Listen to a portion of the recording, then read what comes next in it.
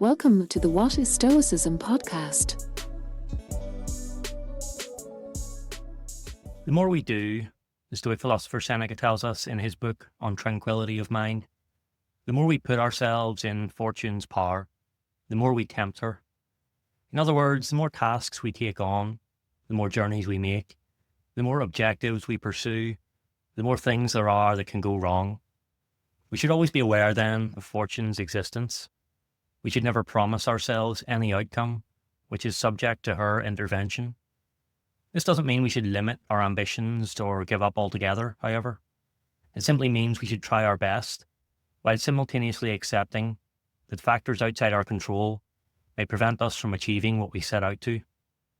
Seneca's method for doing this was to suffix his intentions with what's known as a reserve clause. For example, I will set sail unless anything happens to prevent me. I shall get the job if nothing hinders me. My financial operations will succeed unless anything goes wrong with them. Rather than being a way to dampen our enthusiasm as it may initially appear, it actually helps focus more of our efforts on what we can control. It prepares us for the setbacks that inevitably occur in life and ensures we aren't stopped in our tracks for too long. As Seneca writes, we temper disappointment using expectation.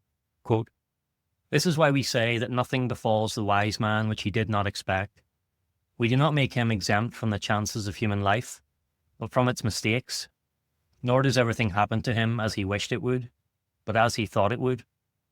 Now his first thought was that his purpose might meet with some resistance, and the pain of disappointed wishes must affect a man's mind less severely if he has not been, at all events, confident of success. End quote. It comes down, as it so often does, to a question of control.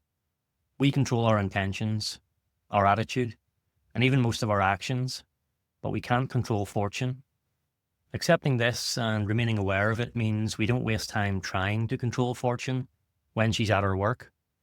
Try with your own endeavours today and be ready to meet unexpected difficulty with equanimity if fortune tries to disrupt you. The template is simple. I will achieve my outcome unless something outside my control stops me. Then proceed onward and give it your best. In a fragment from one of his lost discourses, the Stoic teacher Epictetus is noted as telling his students that anyone who is dissatisfied with the circumstances assigned him by fortune is unskilled in the art of living, while anyone who nobly endures his circumstances and makes reasonable use of what they have to offer deserves to be called a good person. One of these circumstances assigned by fortune is loss. It's one of those outcomes that isn't usually up to us. The loss of so much in life is beyond our control, and so if we're to cultivate any sense of contentment, we should be prepared to accept such unwelcome events and move on by focusing on things that remain within our control. Part of the art of living, then, is what the poet Elizabeth Bishop called the art of losing. To help us gain perspective on loss, and hopefully help us use the reserve clause mentioned earlier, here's her poem on the subject, entitled One Art. The art of losing isn't hard to master. So many things seem filled with the intent to be lost, that their loss is no disaster. Lose something every day. Accept the fluster of lost door keys. They are badly spent. The art of losing isn't hard to master. Then practice losing farther, losing faster, places and names, and where it was you meant to travel. None of these will bring disaster. I lost my mother's watch, and look, my last or next to last of 3 loved houses went. The art of losing isn't hard to master. I lost 2 cities, lovely ones, and vaster, some realms I own, 2 rivers, a continent. I missed them, but it wasn't a disaster. Even losing you, the joking voice, a gesture I love, I shan't have lied. It's evident the art of losing's not too hard to master, though it may look like, write it, like disaster.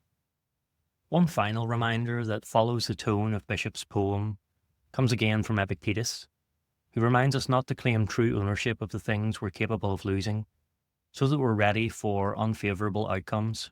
Quote, there's only one path that leads to contentment, and this is a thought you should have at hand, morning, noon, and night. and that is to renounce things that aren't subject to will, to think of none of them as yours,